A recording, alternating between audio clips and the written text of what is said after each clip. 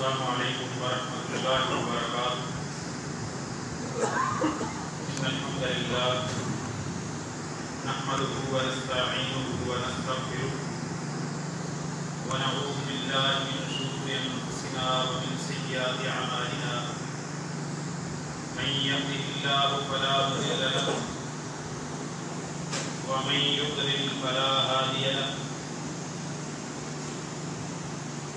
وأشهد أن لا إله إلا الله وحده لا شريك له، وأشهد أن محمدا عبده ورسوله۔ أعوذ بالله السميع العليم من الشيطان الرجيم، من همزه ونفخه ونفثه۔ يا أيها الذين آمنوا اتقوا الله حق تقاته ولا تموتن إلا وأنتم مسلمون۔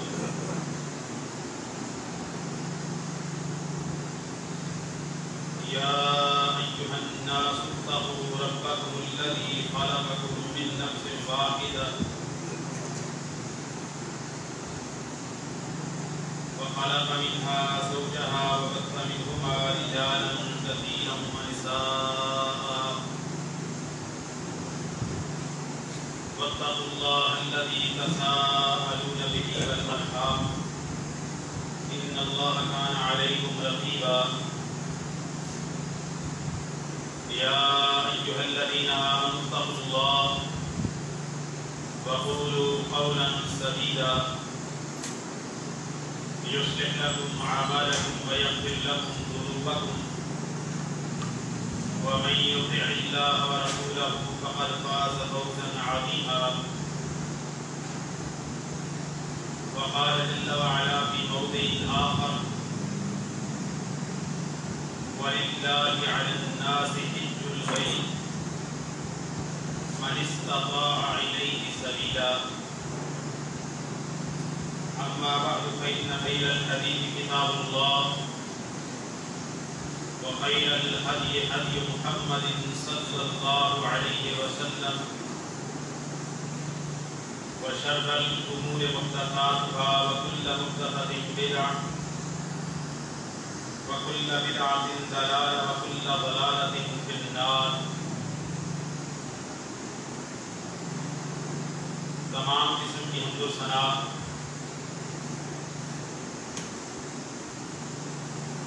تعریفات، تسبیحات، تمجیدات،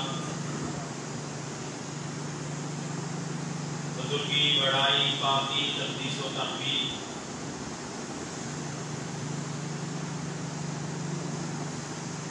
اکیلے اللہ رب العالمین کے لیے ہے، جو کل کائنات کا اکیلا خالق، مالک، رازق اور مدبر ہے۔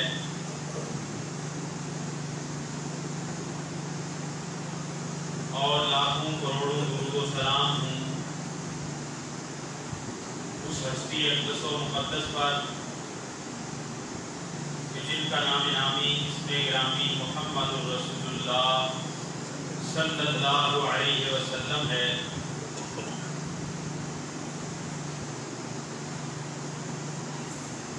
گزشتہ خطبہ جمعہ میں حج و عمرہ کے فضائل و برکات آپ کے سامنے رکھتے تھے۔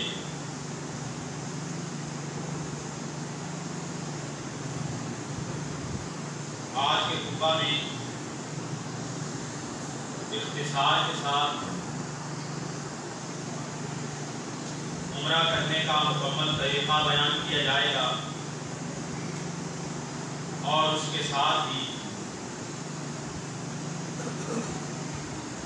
حج کرنے کا مکمل طریقہ بھی اختصاراً آپ کے سامنے رکھا جائے گا۔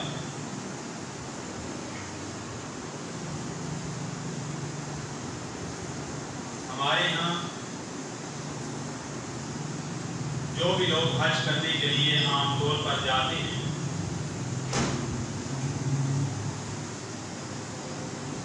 تو اکثر بلکہ سارے ہی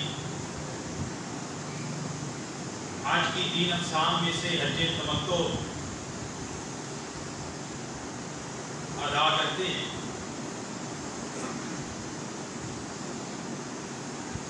اور اس کے علاوہ کوئی شخص اگر صرف عمرہ کرنے کے لیے جاتا ہے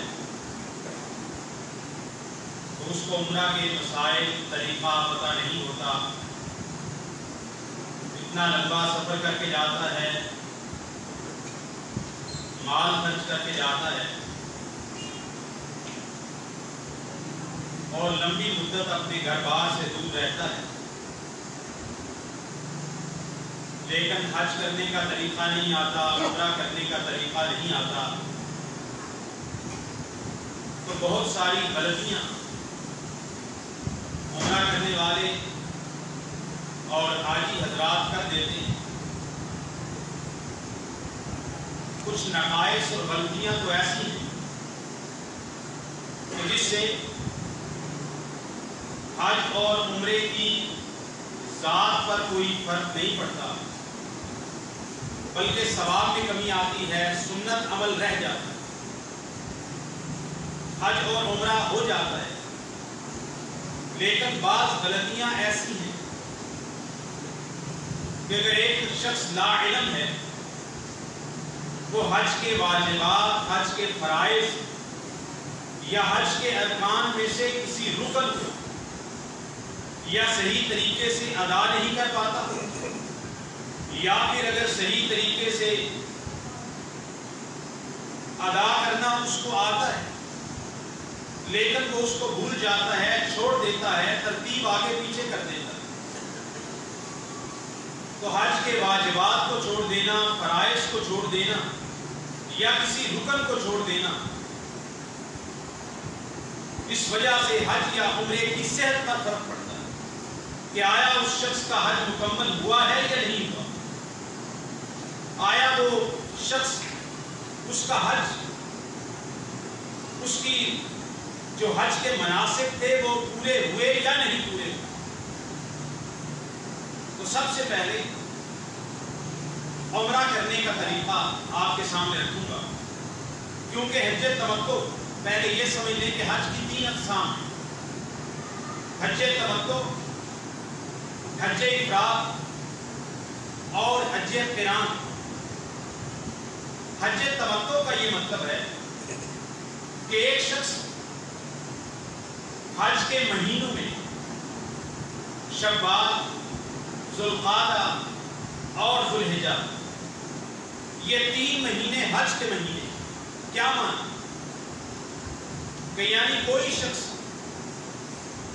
مکہ جانا چاہتا ہے اور حج کی نیت سے جانا چاہتا ہے تو وہ رمضان میں اگر اپنے گھر سے سفر کر کے مکہ کا ویزا لے کے چلا جائے تو وہ حج کے سفر کی نیت سے رمضان میں نہیں جا سکتا، لیکن شوال، ذوالقعدہ یہ حج کے مہینے ہیں، ان مہینوں میں اگر کوئی شخص حج کرنے کا ارادہ رکھتا ہے تو ان مہینوں میں حج تو ہوگا جا کے 8 ذوالحجہ، اس سے پہلے تو حج نہیں ہوگا، لیکن ان مہینوں میں شوال میں، ذوالقعدہ میں، ذوالحجہ میں وہ شخص حج کی نیت کر کے احرام باندھ کے مکہ میں داخل ہو سکتا ہے حج کی نیت، اس لیے ان کو اشہر الحج کہتے ہیں۔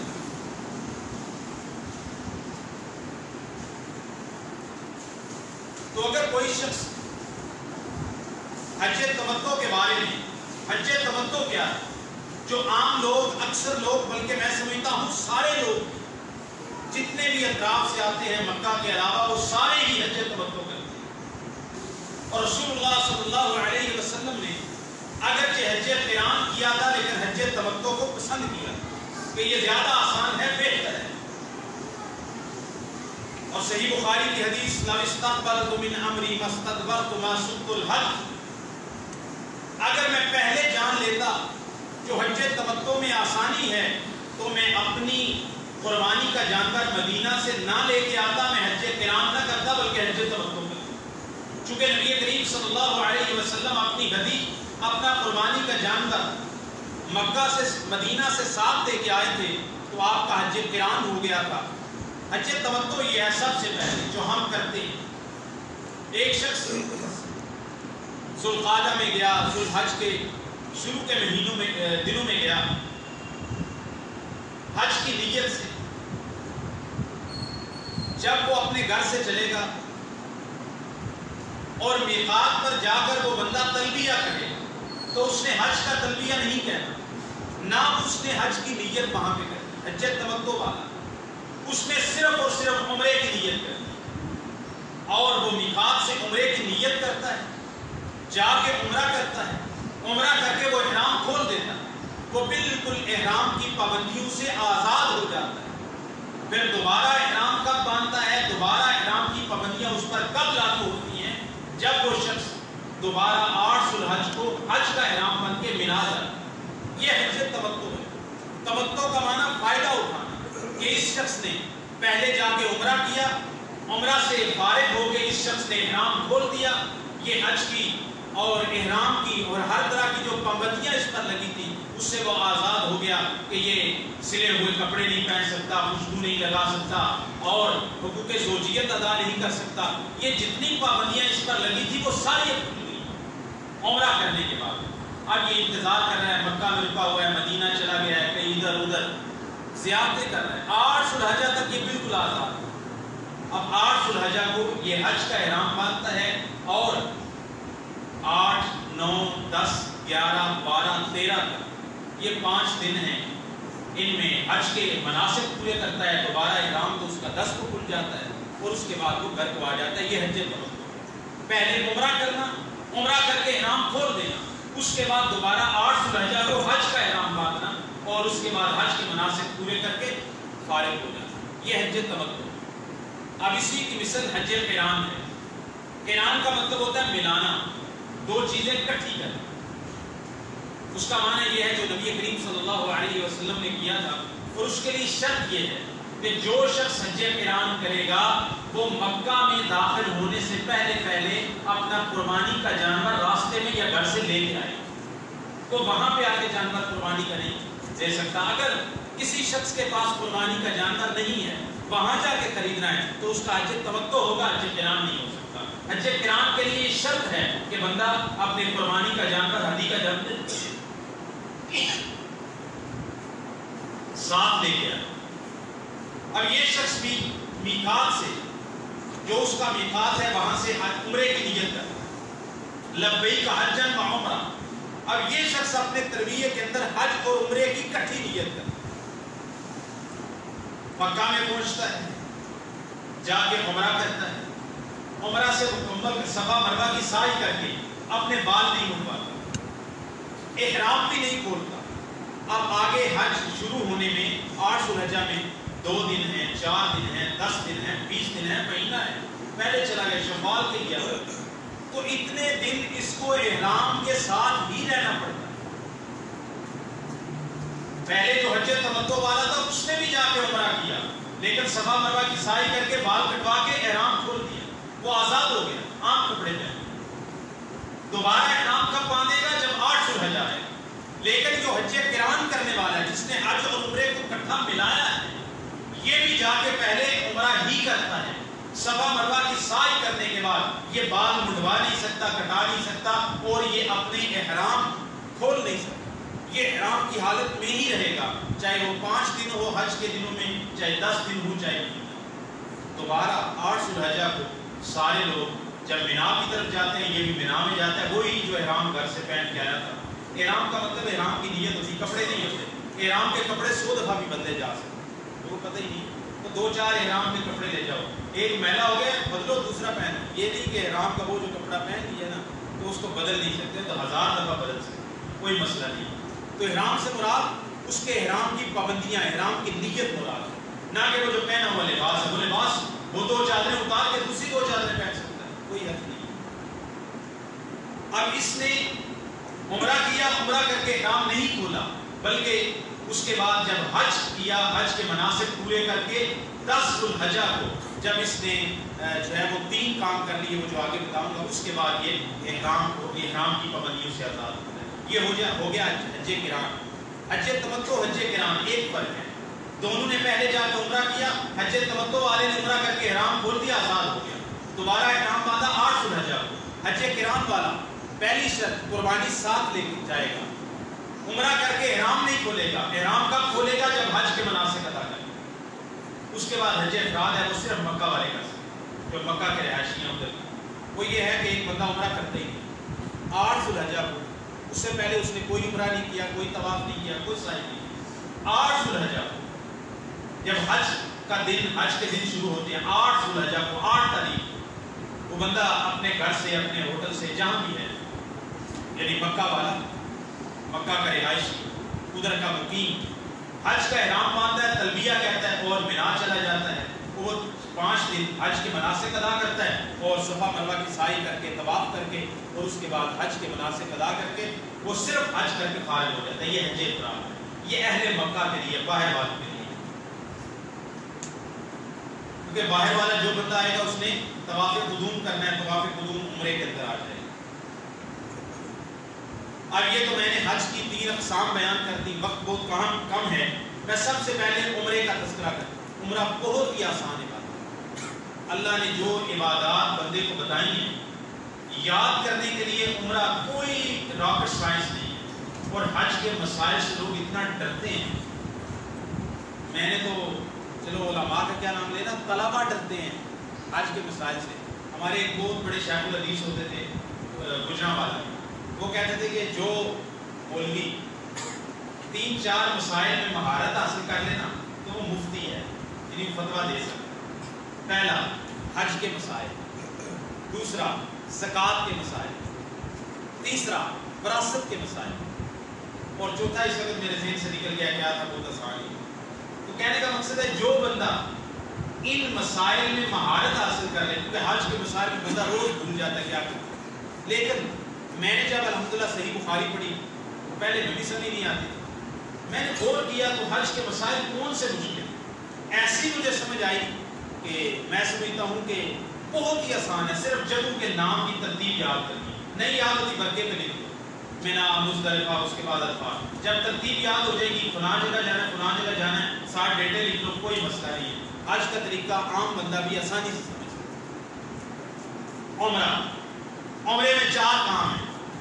عمرے میں آپ کو اس طرح سمجھاؤں گا جیسے 2 جمع 2 4 ہوتے ہیں، 2 جمع 2 4 ہوتے ہیں، اور 1 اور 1 11 ہوتے ہیں، ٹھیک ہے؟ تو میں آپ کو بہت آسان کر کے دکھاؤں۔ نمبر 1، عمرے میں 4 کام ہیں، 4 کام بس۔ نمبر 1 احرام، نمبر 2 بیت اللہ کا طواف، نمبر 3 صفا مروہ کی سعی، نمبر 4 اپنے بال کٹوانا، یہ عمرہ ہو گیا۔ کتنے کام؟ 4 کام عمرے میں آتے ہیں، 5واں کوئی کام نہیں۔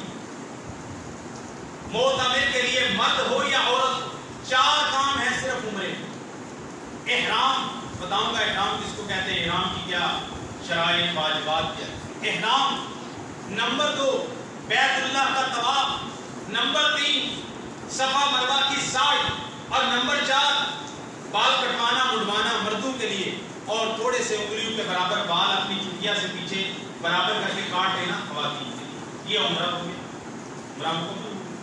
عمرہ آدھے گھنٹے کا کام ہے، اگر رش نہ ہو، 1 گھنٹے کا کام ہے، تھوڑا رش زیادہ ہو، اور آج جا کے بندہ اوپر کی منزل میں کرے تو 2-4 گھنٹے لگ سکتے۔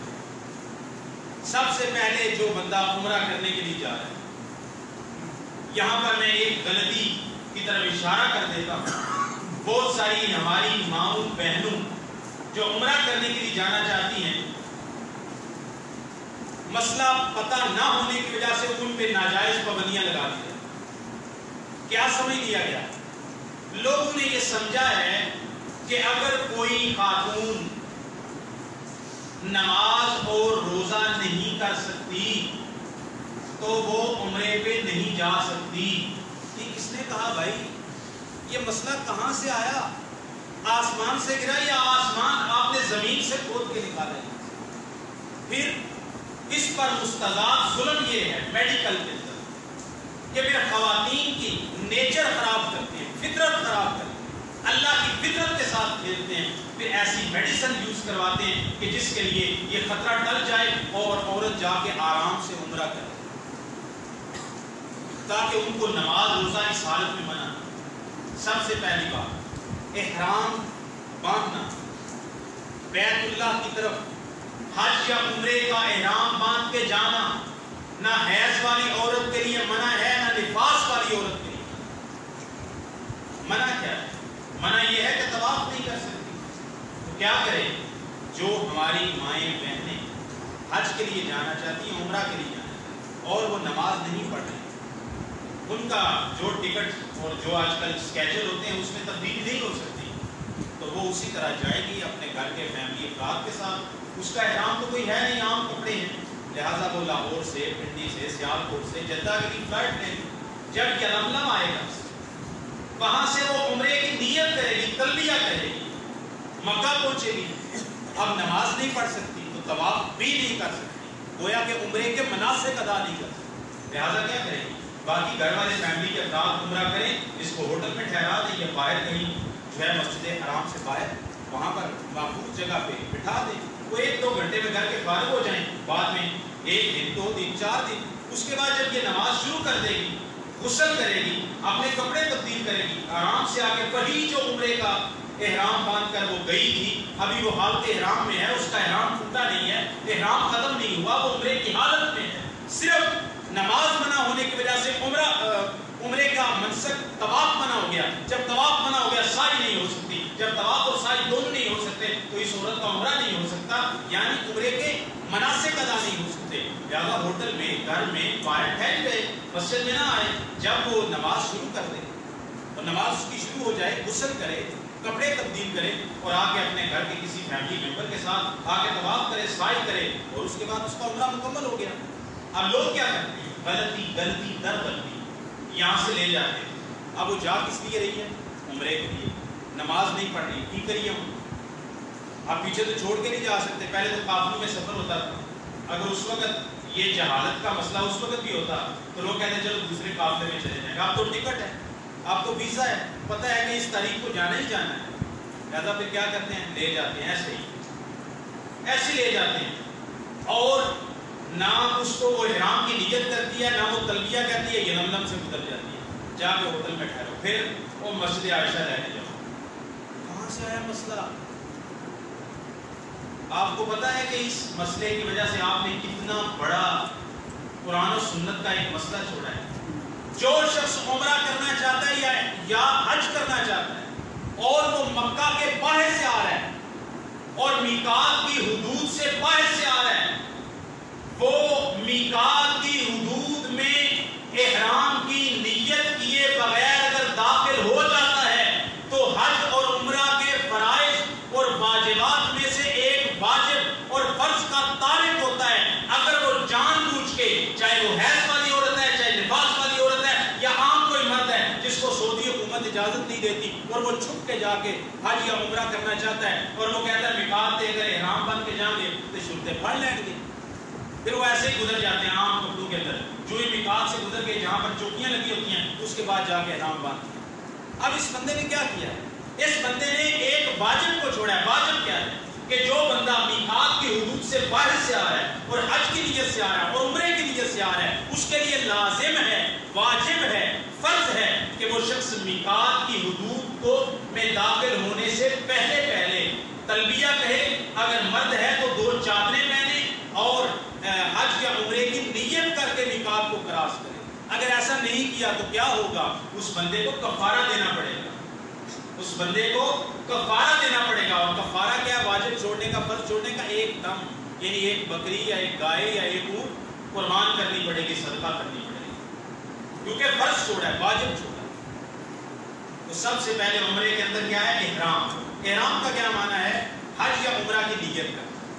نیت کے ساتھ ساتھ اگر مرد ہے تو طریقہ یہ ہے کہ اگر وہ زمینی سفر کر رہے ہیں تو پھر تو میقات کی حدود کے اندر، جیسا کہ مدینہ سے آتے ہیں تو وہ اب یار علی ہیں، وہاں پر جگہ بھی بنی ہوئی ہے، غسل بھی کر لیتے ہیں، نماز بھی ہو جاتی ہے۔ اگر وہ ویسے فضائی سفر کر رہے ہیں تو راستے میں نہ جہاز میں رکنا ہے، نہ کوئی ادھر انتظامات ہے، تو وہ گھر سے، ہوٹل سے، ایئرپورٹ سے اپنے احرام کی 2 چادریں اگر مرد ہے تو پہنے، عورت ہے تو اس کا عام لباس بھی اس کا احرام ہے۔ جب یلملم آئے گا فضائی سفر کے اندر، جہاز کے اندر اعلان ہوگا، آپ کو بتا دیا جائے گا، آج کل تو موبائل کے اندر بھی اپلیکیشن موجود ہوتی ہے، تو اس وقت جو حج کی نیت سے جا رہے ہیں یا عمرے کی نیت سے جا رہے ہیں، حج تمتع والے کی بات کریں، اس نے عمرہ کرنا ہے، حج ابھی اس کا نہیں ہے، یلملم پہ جا کے اس نے کہنا ہے لبیک عمرہ۔ احرام باندھنے کے لیے کچھ سنتیں، احرام کی نیت کریں، غسل کر لے، ضروری نہیں ہے، اگر بندہ پاک صاف ہے اس پہ غسل واجب نہیں ہے تو غسل کرنا ضروری نہیں ہے، ہاں سنت ہے، مستحب ہے۔ دوسری بات، احرام کے لیے کوئی 2 رکعت نہیں ہے، لوگوں نے کیا بنایا ہوا ہے، احرام کے لیے 2 رکعت نماز لیا کہاں سے کہ رسول اللہ صلی اللہ علیہ وسلم جب حج کرنے کے لیے نکلے، آپ صلی اللہ علیہ وسلم ذوالحلیفہ پہ پہنچے، وہاں پر ظہر کی نماز ہو گئی، عصر کی رسول اللہ صلی اللہ علیہ وسلم نے نماز پڑھی، صحیح بخاری کی حدیث ہے، آپ نے وہیں پر غسل کیا، وہیں پر احرام باندھا، وہیں پر خوشبو لگائی رسول اللہ صلی اللہ علیہ وسلم نے، اور وہاں پر نماز پڑھی۔ لوگوں نے کیا نکال لیا کہ اس کا مطلب ہے کہ احرام کے 2 نفل بھی ہوتے ہیں، جو رسول اللہ نے تو نہیں بتائے، صحابہ نے نہیں بتائے، سلف نے نہیں بتائے، حدیث کی کسی کتاب میں نہیں ہے۔ احرام کی نیت سمجھ کے 2 نفل پڑھنا بدعت ہے، رسول اللہ سے ثابت نہیں۔ اگر آپ نے وضو کیا یا غسل کیا تو آپ تحیت الوضو یا تحیت الغسل تو پڑھ سکتے ہیں، لیکن طواف احرام کی کوئی نیت کے لیے نہ کوئی 2 نفل ہے، نہ اس کے لیے کوئی خاص عبادت۔ احرام باندھتے وقت غسل کر لے، مرد ہے 2 چادریں انسلی استعمال کرے گا، اپنا سر نہیں ڈھانپے گا۔ خوشبو احرام باندھتے وقت جب نیت ابھی کر رہا ہے، تلبیہ کہنے سے پہلے اپنے جسم پر، اپنے احرام پر، اپنے کپڑوں پر خوشبو لگا سکتا ہے، بلکہ لگانی چاہیے، رسول اللہ کی سنت ہے۔ سیدہ عائشہ رضی اللہ تعالیٰ عنہ فرماتی ہیں نبی کریم صلی اللہ علیہ وسلم جب احرام باندھتے تھے آپ غسل کرتے تھے اور خوشبو لگاتے تھے، اور میں آپ کو خوشبو لگاتی تھی، اور میں اس کے بعد رسول اللہ کی داڑھی مبارک میں اور آپ صلی اللہ علیہ وسلم کے سر کے بالوں میں اس خوشبو کی چمک کو دیکھی، بعد میں اس کے نشانات باقی رہے۔ اب اس بندے نے غسل بھی کر لیا، 2 چادریں بھی پہن لی، اور اس کے بعد خوشبو وغیرہ بھی لگا لی، اب اس نے تلبیہ کہنا ہے۔ جب اس نے تلبیہ کہہ دیا اب وہ بندہ محرم ہو گیا۔ احرام کی پابندیاں، سر نہیں ڈھانپ سکتا، سر پہ چھتری وغیرہ لوگ وہ سر ڈھانپنے نہیں آتا، کار کا، گاڑی کا چھت وغیرہ وہ اس میں نہیں آتا، ٹھیک ہے، اور سلے ہوئے کپڑے نہیں پہن سکتا، یہ بیلٹ وغیرہ جو باندھتے ہیں یہ اس میں نہیں آتا، اس کی گنجائش موجود ہے۔ ہاتھ پہ گھڑی باندھی ہوئی ہے کوئی حرج نہیں ہے، انگوٹھی پہنی ہوئی ہے کوئی حرج نہیں ہے آپ کے پاس۔ اس کے علاوہ اس کے بعد خوشبو نہیں لگا سکتا، باقی جو پابندیاں ہیں۔ اور جوتے جو پہننے، ایسے جوتے نہیں پہن سکتا جو اس کے ٹخنوں کو ڈھانپے، ٹخنوں کو۔ لوگوں نے اس کے لیے نکالی ہے کینچی چپل، کینچی چپل کا فلسفہ کہاں سے ہے؟ وہ بھائی اللہ کے بندو، حدیث میں آیا ہے کہ وہ ایسے محرم آدمی جو حالت احرام میں ہے وہ ایسے جوتے نہ پہننے جو اس کے ٹخنوں کو ڈھانپے۔ تو لہٰذا کوئی بھی جوتا جو ہم عام طور پر سلیپر استعمال کرتے ہیں، جو بھی جوتے استعمال کرتے ہیں، اگر وہ ٹخنوں سے نیچے رہتے ہیں، چاہے وہ سینڈل ہی کیوں نہ، مجھے بندہ نے سینڈل پاس کرے، میں کہا میں نے سینڈل پا کے گیا تھا، فاتح کی حیثیت سے گیا تھا، کوئی مسئلہ نہیں بھائی، سینڈل پیچھے سے آپ نے اس کو لاک کیا ہوا ہے اور اوپر سے آ رہا ہے، ٹخنے ننگے ہیں، کیا مسئلہ ہے بھائی؟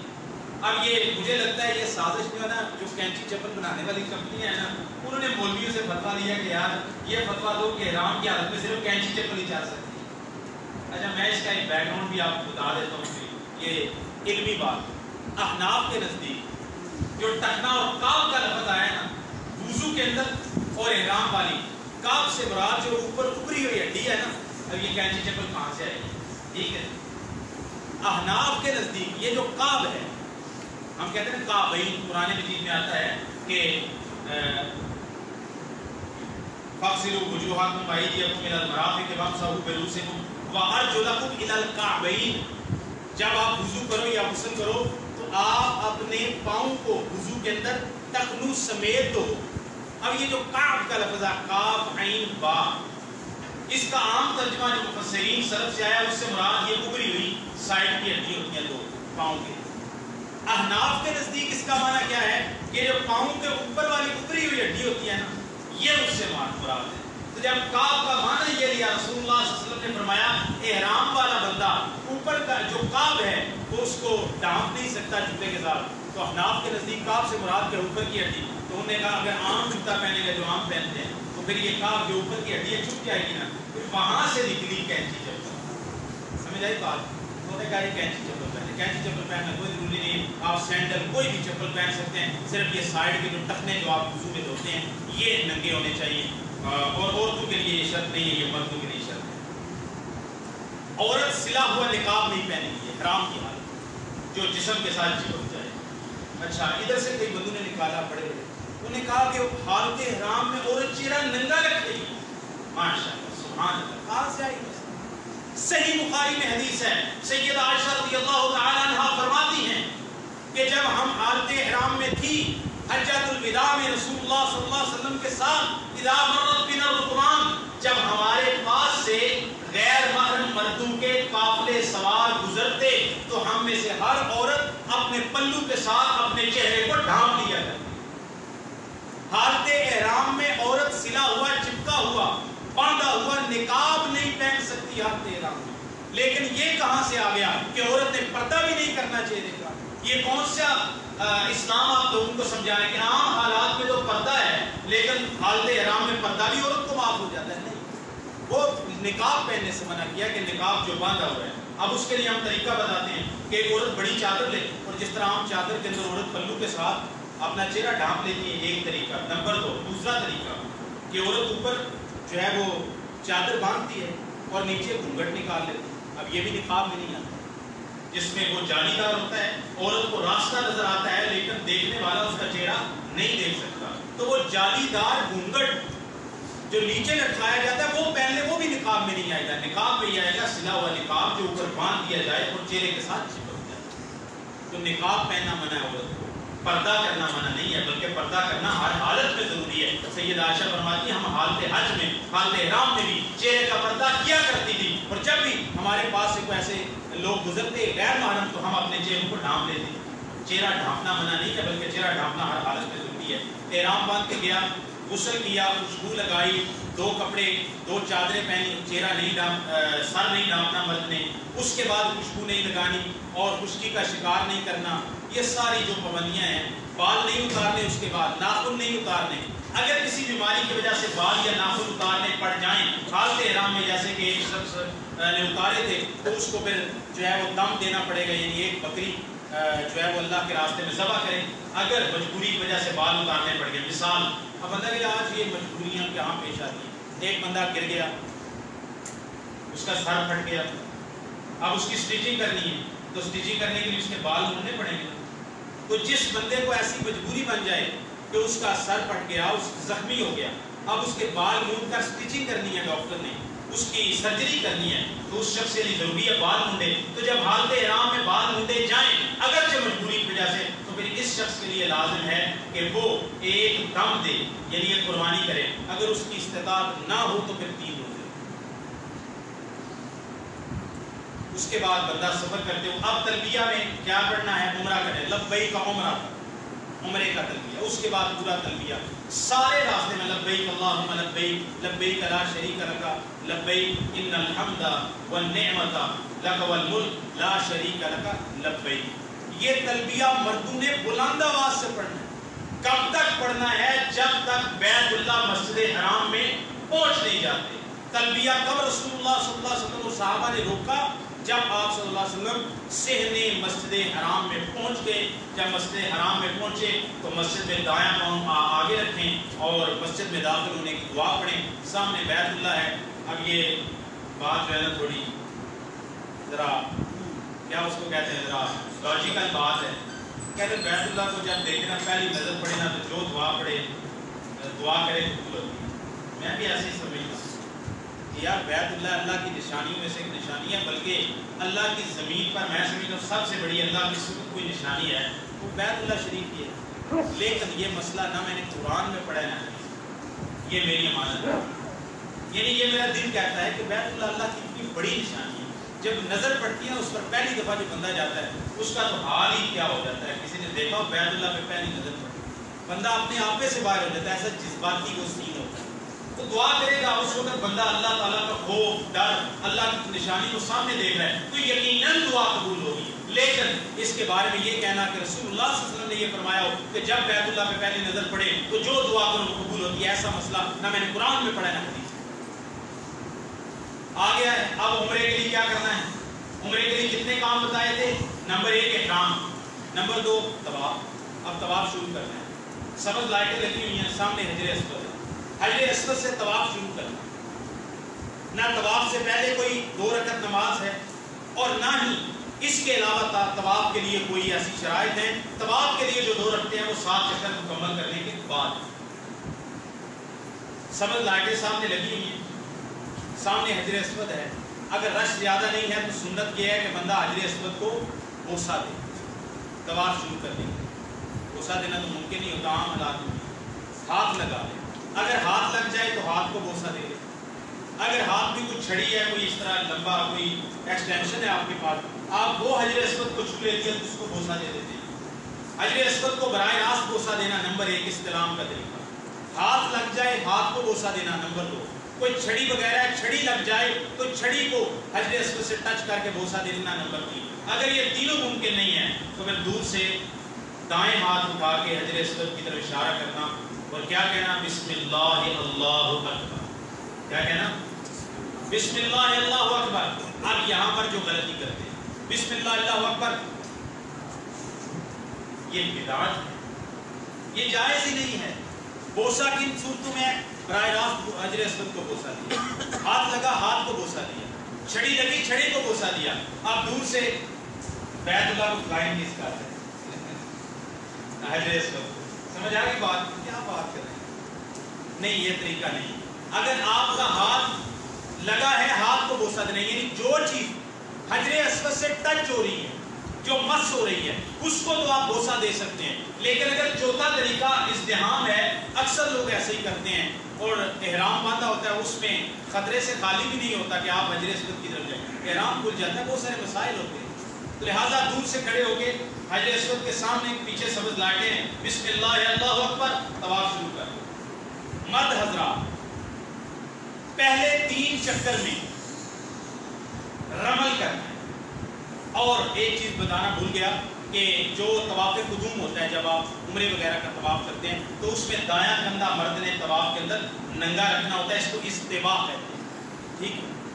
تو یہ پہلے طواف کے پورے 7 چکروں میں اس طرح رکھیں، اور جب سے احرام باندھ رہے ہیں طواف کے 7 چکر تک یہ دایاں کندھا مردوں نے ننگا رکھنا، اور جب طواف شروع کرنا ہے حجر اسود سے بسم اللہ اللہ اکبر پڑھ کے اشارہ کر کے تو پہلے 3 چکر میں دوڑنا ہے۔ پہلے 3 چکر میں کیا دوڑنا ہے، یعنی ذرا اچھل کود کے اور پہلوانوں والی چال چلنی ہے، عورتوں کے لیے نہیں ہے، مردوں کے لیے۔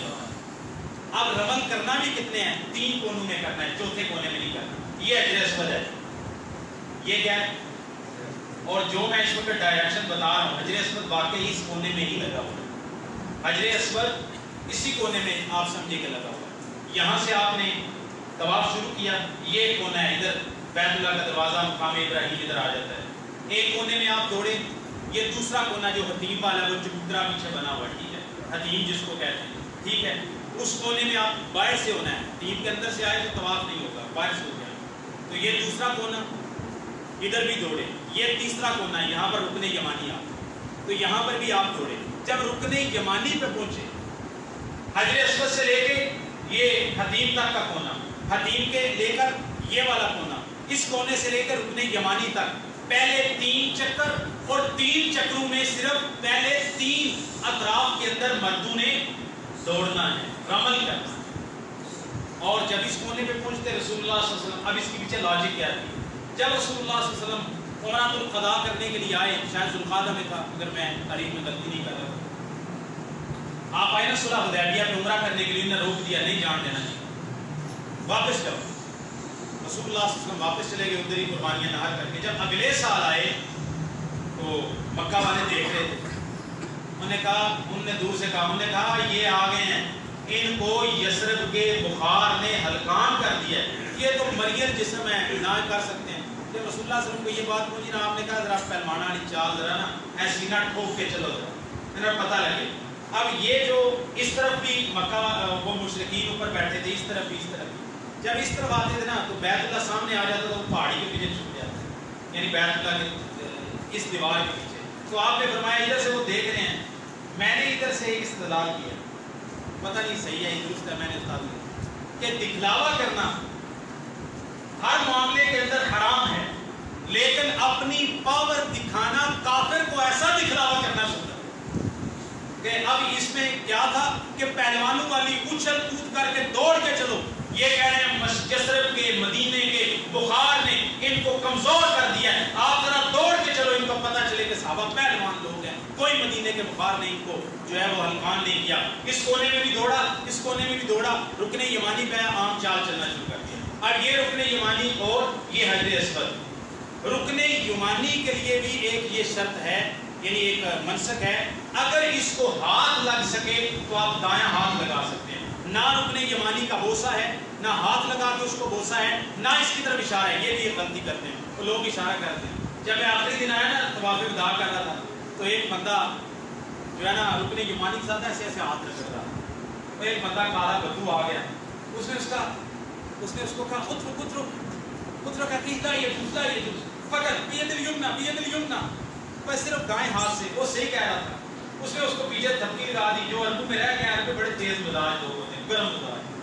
اس نے کہا شیطان ابلیس تضربنی اقتلک, نے کہا تو مجھے مار ہے, میں تجھے قتل کر دوں گا. میں نے ان کی لڑائی دور کروائی. کہنے کا مقصد یہ رکن یمانی کے لیے لوگ کیا سمجھتے, کئی لوگ بوسے دے رہے, بوسہ صرف حجر اسود کا, ہاتھ لگا کے ہاتھ کو بوسہ دے رہے, یہ بھی حجر اسود, چھڑی لگا کے چھڑی کو بوسہ, یہ بھی حجر اسود کے لیے. رکن یمانی کے لیے کیا ہے, رکن یمانی اگر رش نہ ہو, آپ پہنچ سکتے ہیں, تو رکن یمانی کو صرف دایاں ہاتھ لگا سکتے ہیں, پھر اس ہاتھ کو بوسہ دینا یا چومنا یہ بھی سنت نہیں. اب یہاں پر ایک مخصوص دعا ہے, باقی طواف کے اندر کوئی مخصوص دعا نہیں. جو دعائیں ذکر اذکار لا الہ الا سبحان اللہ الحمدللہ قرآن جو پڑھنا چاہتے پڑھ سکتے, اور آپ اس میں کوئی بات چیت بھی کر سکتے, ضرورت بھی کر سکتے. لیکن رکن یمانی اور حجر اسود کے درمیان رسول اللہ صلی اللہ علیہ وسلم جب عام چال آ کے چلتے تھے تو پڑھتے تھے, آسان سی دعائیں ہر بندے کو آتی ہے, ربنا آتنا فی الدنیا حسنہ وفی الآخرۃ حسنہ وقنا عذاب النار. یہ اصل سے پڑھنی ہے. پھر دوبارہ حجر اسود پہ پہنچے تو یہ کیا ہو گیا, ایک چکر ہو گیا. پھر حجر اسود کی طرف بسم اللہ اللہ اکبر پڑھ کے اشارہ کیا, 3 چکر میں دوڑے, یہاں پہ آ کے پھر ربنا عام چال چلے, ربنا آتنا فی الدنیا پڑھا, 2 چکر ہو گئے.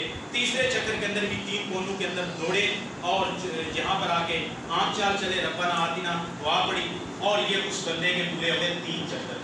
اب آپ باقی جو 4 چکر رہ گئے ہیں, اسی طرح ہر دفعہ حجر اسود پہ آ کے ہاتھ کا اشارہ کرنا ہے, بسم اللہ اکبر پڑھنا ہے. باقی 4 چکروں کے اندر عام چال چلنی ہے, یہاں پر آ کے ربنا آتنا دعا پڑھنی ہے. باقی چکروں کے اندر جو مرضی دعا پڑھیں.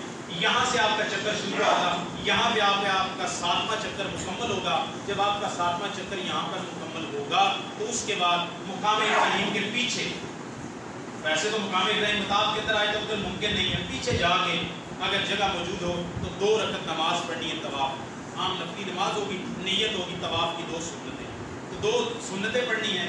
اگر مقام ابراہیم کے پیچھے جگہ نہیں ملتی تو مسجد حرام میں جہاں جگہ ملتی ہے وہ 2 رکعت 2 رکعت پڑھنے کے بعد کیا کرتے ہیں, سامنے بالکل جو ہے نا جہاں طواف مکمل ہوتا ہے سامنے باب صفا ہے, سامنے زمزم کا, یہ بھی رسول اللہ صلی اللہ علیہ وسلم کی سنت ہے. یہ ہو گیا اس کا طواف. طواف کے بعد 2 رکعت. اب اس نے جانا ہے صفا اور مروہ کی سعی کرنی ہے. 2 کام صرف باقی رہ گئے ہیں. جب رسول اللہ صلی اللہ علیہ وسلم صفا کی طرف نکلے تو آپ صلی اللہ علیہ وسلم نے زمزم کا پانی پیا. اب اسی سنت کو ملوز خاطر رکھتے ہوئے سعودی حکومت نے جو صفا کے سامنے صفا کی طرف جاتے ہیں تو وہاں پر بہت زیادہ انہوں نے لگا دیے ہیں, کولر وغیرہ رکھے ہوئے ہیں, پانی کی ٹوٹیاں زمزم جہاں پہ آ رہا ہے, زمزم کا پانی پئیں, اپنے اوپر بہائیں, اور جو ہے نا اس طرح اپنے سر پر, اپنے چہرے پر. اس کے بعد آپ چلے جائیں صفا پہ. جب صفا پہ چڑھیں تو صفا سے شروع ہوتا ہے اور مروہ کی طرف جاتا ہے. صفا پہ چڑھیں, صفا پہ چڑھ کے وہاں سے بیت اللہ ابھی کچھ نظر آتا ہے جو 2011 میں نے دیکھا ہے. مروہ سے تو بالکل بیت اللہ نظر نہیں آتا, صفا سے آتا ہے. صفا کی طرف گئے, بیت اللہ کی طرف منہ کر لیا, بیت اللہ کی طرف منہ کر کے رسول اللہ صلی اللہ علیہ وسلم یہ دعا پڑھتے تھے, لا الہ الا اللہ وحدہ لا شریک لہ لہ الملک ولہ الحمد وہو علی کل شیء قدیر. لا الہ الا اللہ وحدہ انجز وعدہ ونصر عبدہ وہزم الاحزاب وحدہ.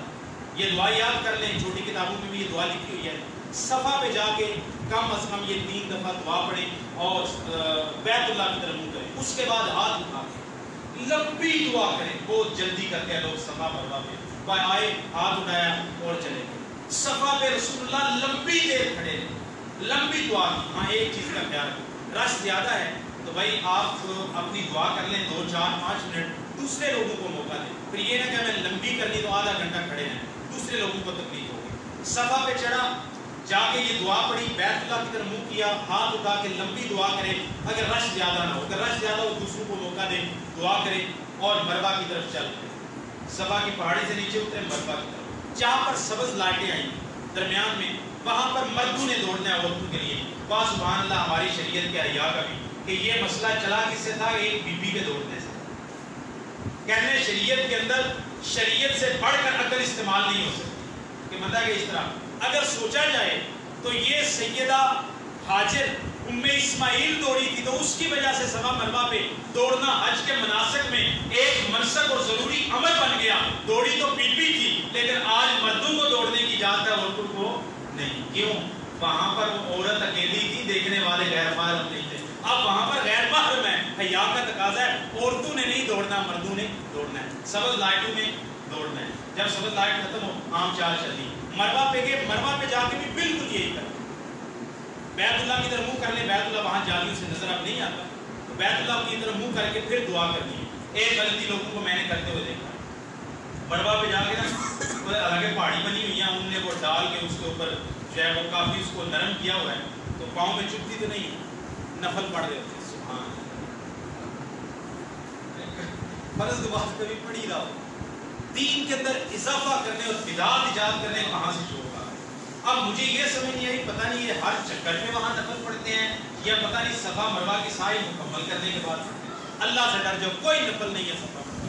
جو 2 نفل تھے وہ طواف کیا پڑھ چکے ہیں. جو سنت صفا مروا کی سعی کی، صفا سے مروا پہ گیا، صفا پہ دعا کی، بیت اللہ کی طرف منہ کر کے مروا پہ گیا، سبز لائٹ میں دوڑا، مرد عورت نہیں، اور اس کے بعد مروا پہ چڑھا، مروا پہ چڑھ کے پھر بیت اللہ کی ڈائریکشن کی طرف منہ کر لے، بیت اللہ نظر تو نہیں وہاں سے آتا، اور دعا کر لے لمبی، اور اس کے بعد پھر مروا کی طرف صفا کی طرف دوبارہ آئے، سبز لائٹوں میں دوبارہ دوڑے.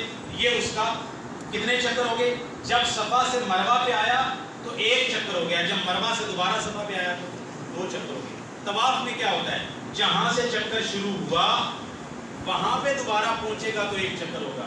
لیکن صفا مروا میں آپ جب صفا سے مروا پہ گئے تو 1 چکر، اور جب مروا پہ دوبارہ صفا پہ گئے تو 2 چکر ہو گئے. اب کچھ لوگوں کو اس مسئلے کا پتہ نہیں ہوتا، وہ 14 چکر لگاتے. کتنے؟ صفا مروا، صفا سے مروا، پھر مروا سے صفا، وہ سمجھ 1 چکر ہے، یہ 2 چکر. اور اس کے لیے جانچنے کے لیے یاد بھی رکھیں، طریقہ یہ ہے کہ آپ کی ترتیب صحیح نہیں ہے. آپ کا صفا مروا کا طواف اس کو کہتے ہیں سعی، وہ صفا سے شروع ہوگی، ختم کہاں پہ ہوگی؟ مروا پہ. 7ویں چکر پہ جب آپ 7ویں دفعہ صفا سے مروا پہ آئیں گے، اسی طرح دعا کر کے یہاں پہ آپ کے چکر مکمل ہو جائیں. کوئی نفل نہیں ہے، کوئی 2 رکعتیں نہیں ہیں.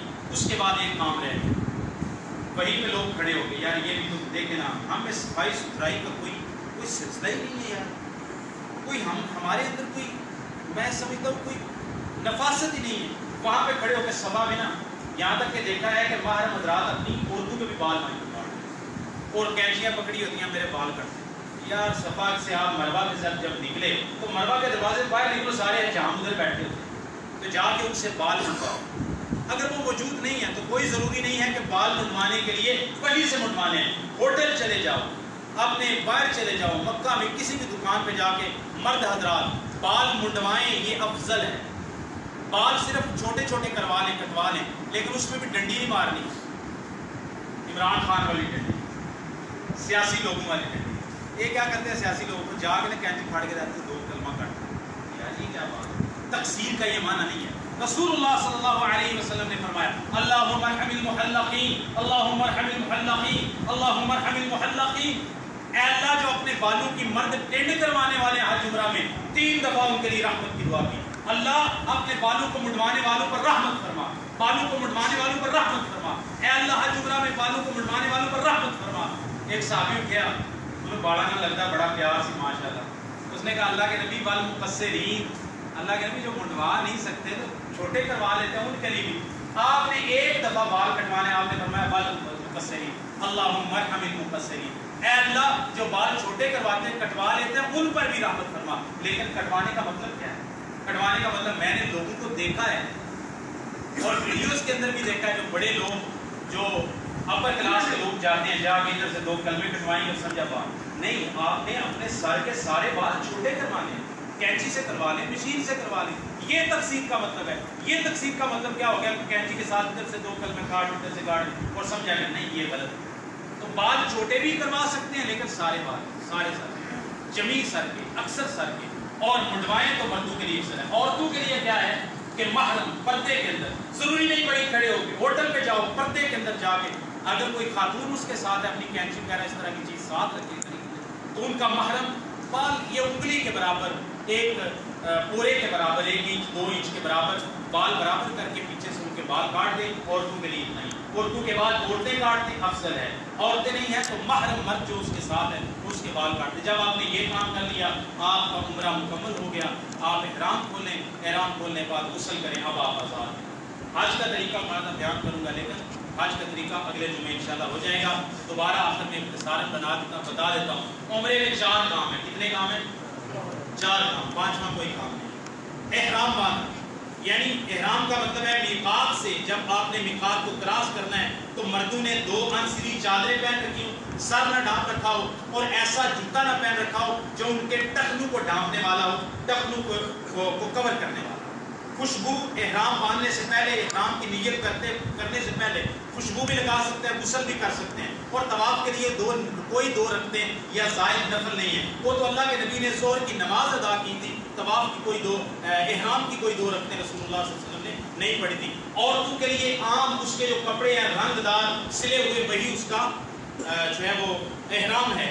جو برقع عبایا ہے وہ عورت پہن سکتی ہے، اس کو پہننا چاہیے. ہاں چہرے کے ساتھ چپکنے والا بند کیا ہوا کسا ہوا نقاب عورت حالت احرام میں نہیں کر سکتی، لیکن چہرہ ڈھانپنا ہے، ہر حال میں ڈھانپنا ہے. سیدہ عائشہ کی میں نے حدیث سنائی کہ حالت احرام میں بھی ہم اپنے چہرے کا پردہ کیا کرتی تھی. اب اس کے لیے عورت نے کرنا کیا ہے کہ نقاب تو نہیں باندھ سکتی، پھر کیا کرے بھائی گھونگھٹ نکال دے. اوپر سے وہ پلو باندھتے ہیں نا، اوپر سے وہ عبایا سا حجاب باندھتے ہیں اوپر اور اس کے 2 پلو ہوتے ہیں وہ نیچے لٹکا لے. عورت کو راستہ بھی نظر آتا رہے گا لیکن یہ پلو لٹکانا نقاب کے اندر نہیں آئے گا. یہ بھی نہیں کر سکتے جو ہماری مائیں بہنیں بڑی چادر لیتی ہیں، بڑی چادر جسم کو وہ بڑی چادر اس نے لی ہوئی ہے تو اس کے ساتھ وہ اپنے پلو کے ساتھ ایک طرف کو کر کے وہ اپنا چہرہ ڈھانپ لے.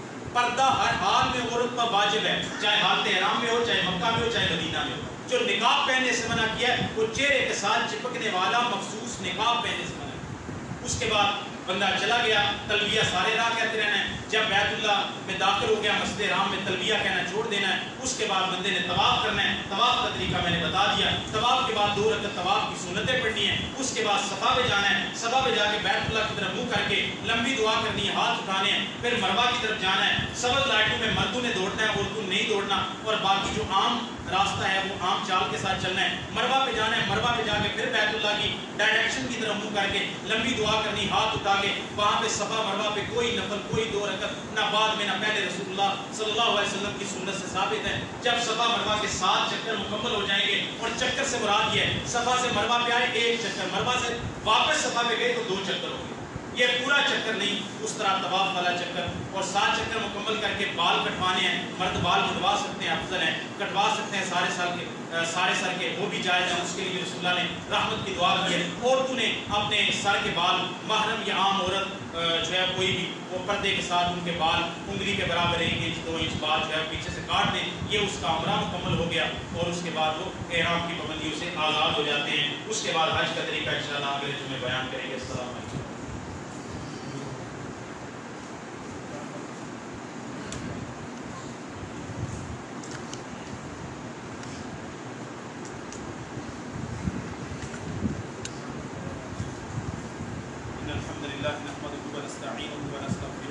ونعوذ بالله من شرور انفسنا ومن سيئات اعمالنا من يهده الله فلا مضل له ومن يضلل فلا هادي له واشهد ان لا اله الا الله وحده لا شريك له واشهد ان محمدا عبده ورسوله. اعوذ بالله السميع العليم من الشيطان الرجيم من همزه ونفثه ونفثه.